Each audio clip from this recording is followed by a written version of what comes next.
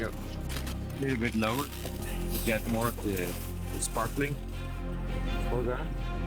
The climate change is very visible for us, and seeing how the animals are affected by this rapid change in the climate, the increasing temperature, it's very difficult. I'm a full-time nature photographer and nature photography guide. And in the winter, I take my guests up to Dovrefjell to photograph the muskox in the really harsh winter conditions. Guiding in the winter, that can of course be a little bit challenging because there are no paths during the winter. The muskox, they're high up on the mountains, so you have to go far. And to tackle this, I take my guests up the mountains with all the equipment, with dog sledges. And we set up a base camp in the mountains. We are preparing our campsite right now. This will be our home for the coming 4 days. You can see the muskox already from here, from the campsite. So it's very nice to start the tour like that. It will be 2.7 kilometer walk from here to get to the Muskoxen. You might think 2-3 kilometers, that's quite short. We are in a small valley and the muskox, they are on the peaks. So to cover those 2-3 kilometers, we normally walk 1.5 hours roughly in one direction.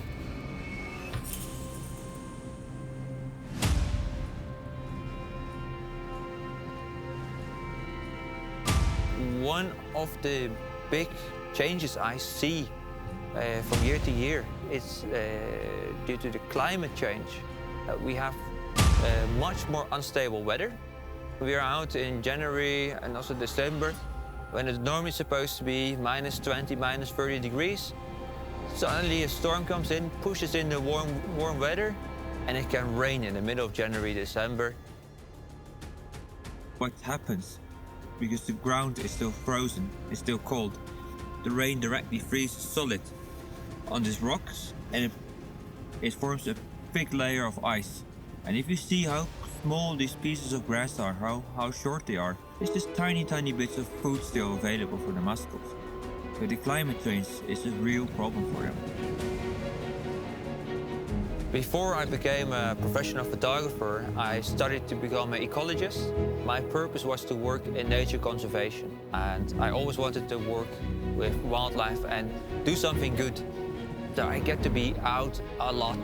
I am out most of the time of the year through my job. I can take people to these areas, I can take people to see these animals, and I can teach people about what's happening and give people a first-hand experience and hopefully change the behavior of the people in a positive way and make them more aware about what's happening in this climate. Preparing the last bit of water for the day. Almost filled all the thermoses. 10 liters of snow takes quite some time. Luckily, we're almost done. This is the last spot. Yeah, looking forward to the day. I always want to leave camp early so that we are with the first light. The muskox, actually half an hour before the first light.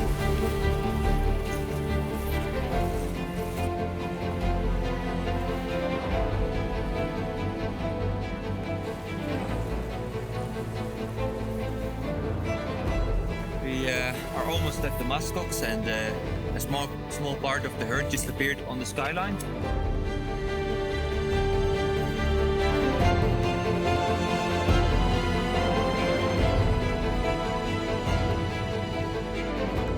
The muskox, they just lay down, so they're going for their nap.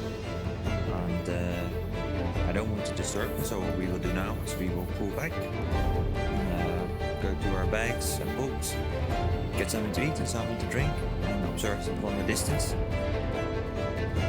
To take people out in Dovrefjell National Park, you have to have a license. We know how to approach the animals, we know how to stay with the animals for many hours without disturbing them. We see year after year groups coming in the winter without a guide, and they are just there just for that short moment, for that short period. And it almost looks like they don't care what happens with the animals after they're gone, and they're chasing the animals. It's a bit strange. Maybe there are some other people up there who are pushing them. I don't know. It's a bit strange behavior that they moved this far suddenly. It's not nice to see because they're using energy. The animals, they are not on top of the plateau, so I had to search a little bit.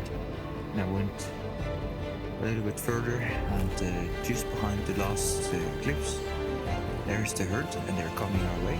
So now we're getting ready and waiting for them to come over the ridge.